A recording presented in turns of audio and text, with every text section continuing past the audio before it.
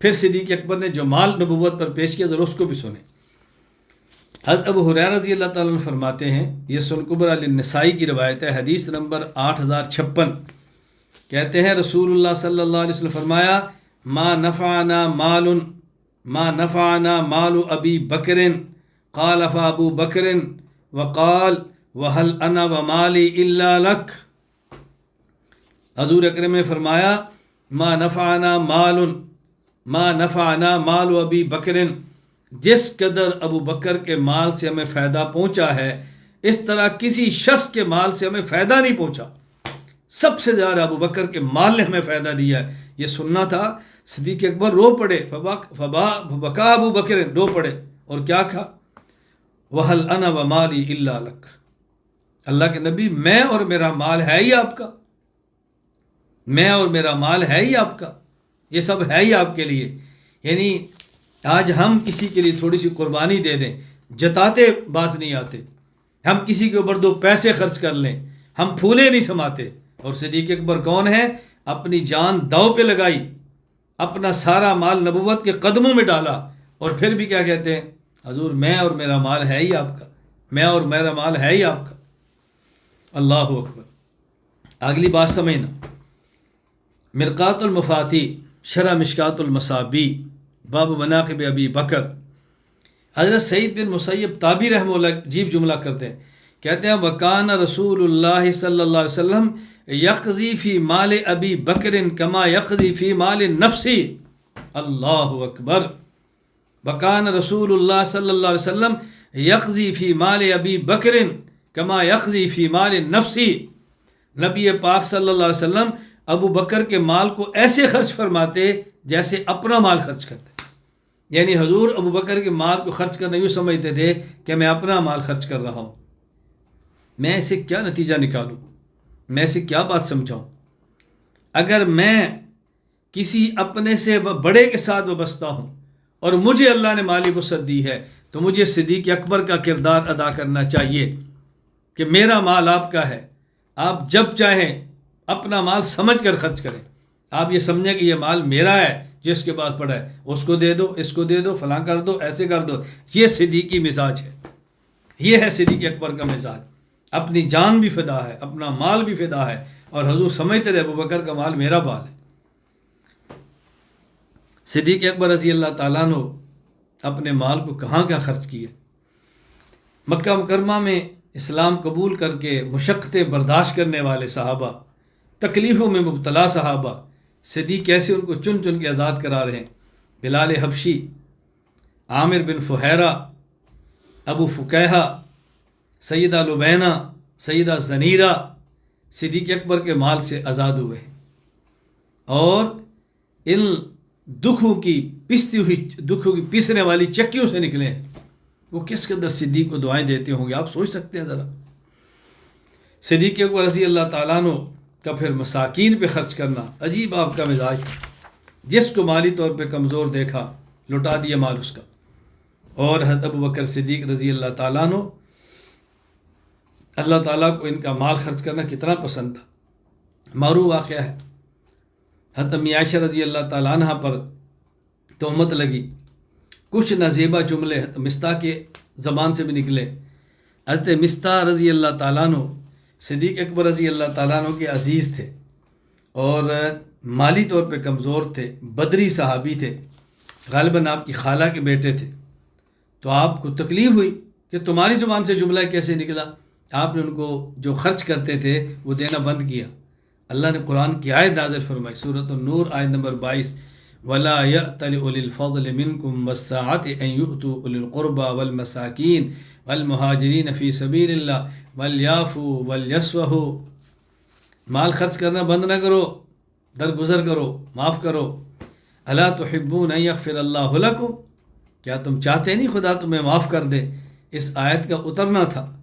جب یہ آیت اتری، رسول اللہ صلی اللہ علیہ وسلم نے تلاوت فرمائی، صدیق اکبر تک یہ جملہ پہنچا، الا تحبون ان یغفر اللہ لکم، صدیق کہتے ہیں بلا یا رب، بلا یا رب، بلا یا رب، انی احب ان یغفر لی وقد تجاوزت عما کان، اے اللہ میں چاہتا ہوں میرے گناہ معاف ہو جائیں، جب میری خطائیں ان سے درگزر ہو جائے، پھر صدیق اکبر نے مال دینا شروع کر دی۔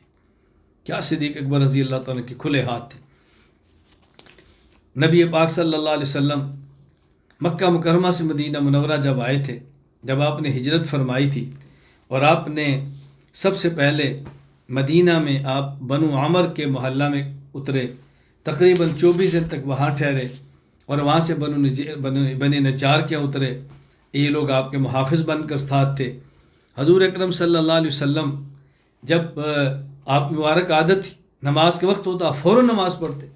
رسول اکرم صلی اللہ علیہ وسلم نے جب حضرت ابو ایوب انصاری کے گھر میں آئے، مدینہ منورہ میں پڑاؤ کا ہجرت تھی مستقل رہنے کی نیت سے، تو آپ کا ارادہ تھا یا مسجد کی تعمیر ہو، تو آپ نے وہاں ارشاد فرمایا بنو نجار کو، یا بنی نجار سأمنو، آپ نے فرمایا کہ سأمنونی بحائطکم، تم یہ جگہ مجھے دو، مجھ سے پیسے لے لو، مسجد تعمیر کرنا چاہتے ہیں۔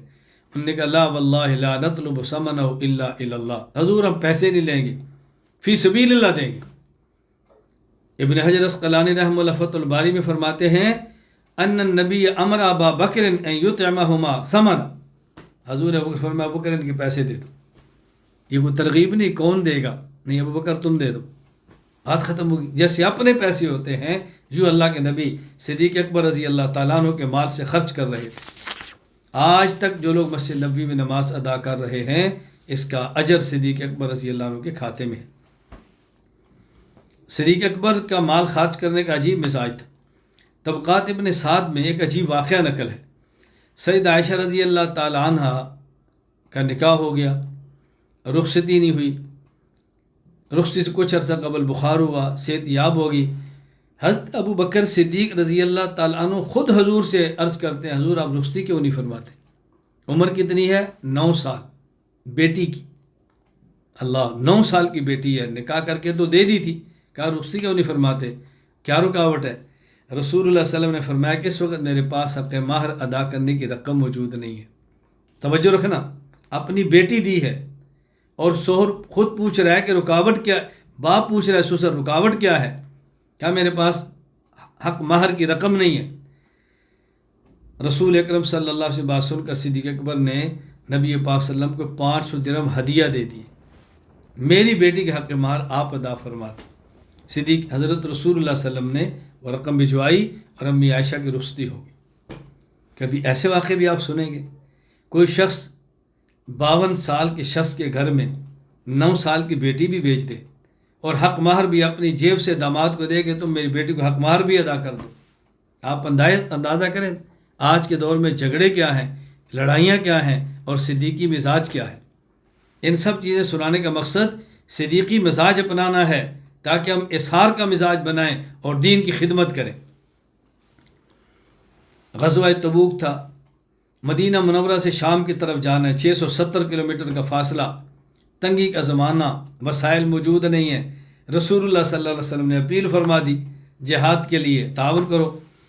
حضرت عمر بن خطاب رضی اللہ تعالیٰ عنہ فرماتے ہیں کہ اس وقت میرے پاس مال کافی تھا اور میرا خیال یہ تھا الیوم اسبق ابا بکر ان سبقتہ یوما، اگر میں کسی موقع پر ابو بکر سے بڑھ سکتا ہوں نا، وہ آج موقع ہے کہ میں ابو بکر سے بڑھ جاؤں گا، کیونکہ میرے پاس مال کافی ہے بنسبت ابو بکر صدیق کے۔ یہ میرے دل میں خیال آیا تو میں حضور کی خدمت میں گیا، اپنا نصف مال لے کر پوچھا ما بقیت لأہلک، عمر گھر میں کتنا ہے؟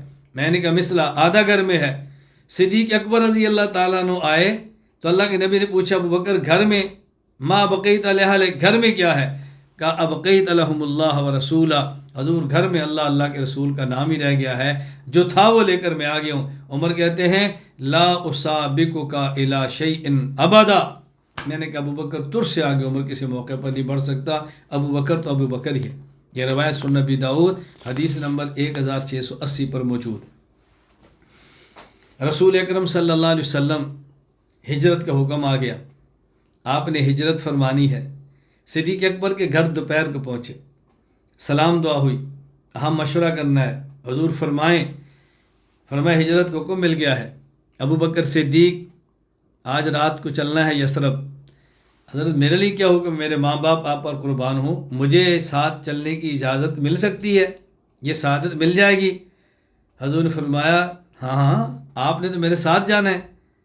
امی عائشہ فرماتی ہیں یہ بات سن کر صدیق اکبر خوشی سے رو پڑے، اور عائشہ فرماتی ہیں کہ مجھے ہم سنتے تو تھے لیکن آج پتہ چلا، مجھے آج سمجھ آئی کہ خوشی کے آنسو بھی ہوتے ہیں، مجھے آج سمجھ آئی کہ خوشی کے آنسو بھی ہوتے ہیں۔ میں نے صدیق اکبر رضی اللہ تعالیٰ عنہ کو روتے اس وقت اپنے باپ کو دیکھا خوشی سے کہ حضور مجھے ساتھ لے جا رہے ہیں۔ میں کس موقع پر کون کون سی بات کرز کروں۔ یہ مزاج صدیقی ہے کہ کس طرح فنا ہے حضور کی ذات پر، یعنی مشکل وقت میں آدمی پیچھے ہٹ جاتا ہے۔ صدیق اکبر مشکل وقت میں ساتھ جا رہے ہیں کہ حضور میں ساتھ جاتا ہوں، میں ساتھ جاتا ہوں۔ میں ایک واقعہ یہاں پہ عرض کرنا چاہتا ہوں۔ شیخ الہند رحمہ اللہ مکہ مکرمہ میں ہے، وارنٹ گرفتاری آ گئے، حضرت گرفتار ہو گئے، مکہ مکرمہ سے گرفتار کر کے جدہ پہنچایا گیا، جدہ سے مالٹا جانا تھا۔ شیخ الاسلام سید حسین احمد مدنی رحمہ اللہ شریف مکہ جو مکہ کے بڑے تھے گورنر، ان تک اطلاع دی انٹیلیجنس کے ذریعے، کہا تم ان کو اطلاع دو اور مجھے کسی طریقے سے گرفتار کراؤ کہ اس وقت خلافت کے حق میں تحریک چلانے والا شیخ الہند نہیں، اصل تو حسین احمد ہے، میری رپورٹیں کرو تاکہ میں گرفتار ہوں۔ رپورٹنگ ہو گئی، شیخ الاسلام گرفتار ہو گئے۔ حضرت شیخ الہند جدہ پہنچے، گرفتار ہو کے شیخ الاسلام حضرت مدنی بھی پہنچ گئے۔ حضرت شیخ الہند کو تعجب، حسین احمد یہ کیا ہوا، یعنی ایک دکھ ہوا کہ تم بھی گرفتار ہو گئے۔ حضرت خاموش ہو گئے، اب شاگرد استاد کے ساتھ جا رہے ہیں۔ حضرت مدنی رحمہ اللہ فرماتے تھے مجھے یہ الجھن تھی، اگر میرے استاذ یہ جیل میں رہے، اس بڑھاپے میں ان کی خدمت کون کرے گا؟ تو میں نے اپنی جیل کی زندگی کو آزادی پر ترجیح دی، مشکل میں ساتھ کی۔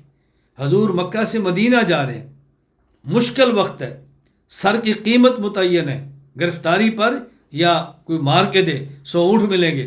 ابوبکر صدیق رضی اللہ تعالیٰ عنہ، حضور مجھے سعادت ساتھ کی مل سکتی ہے؟ کہا صدیق تم نے ساتھ جانا ہے۔ خوشی سے آنسو بہہ پڑے کہ میں آج اپنے آقا اور مولا اپنے پیغمبر کے ساتھ جا رہا ہوں۔ سبحان اللہ۔ اب صدیق اکبر رضی اللہ تعالیٰ نے اپنی بیٹی سے کہا تیار کرو، اسما کھانا سب چیزیں تیار کی۔ اب چونکہ کھانا تیار ہو گیا، ابھی ساتھ جانا تھا، تو جو اس وقت کھانا پینا تیار کیا، اب اس کو باندھنے کے لیے رسی نہیں مل رہی۔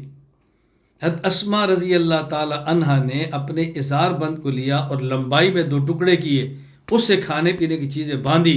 اس دور سے اسما صدیق کی بیٹی کو ذاقت النطاقین کہا جاتا ہے، 2 ازار بند والی، قربان کر دیا اس کو، پیغمبر پاک صلی اللہ علیہ وسلم کا کھانا اس سے باندھ کے ساتھ بھیجا ہے۔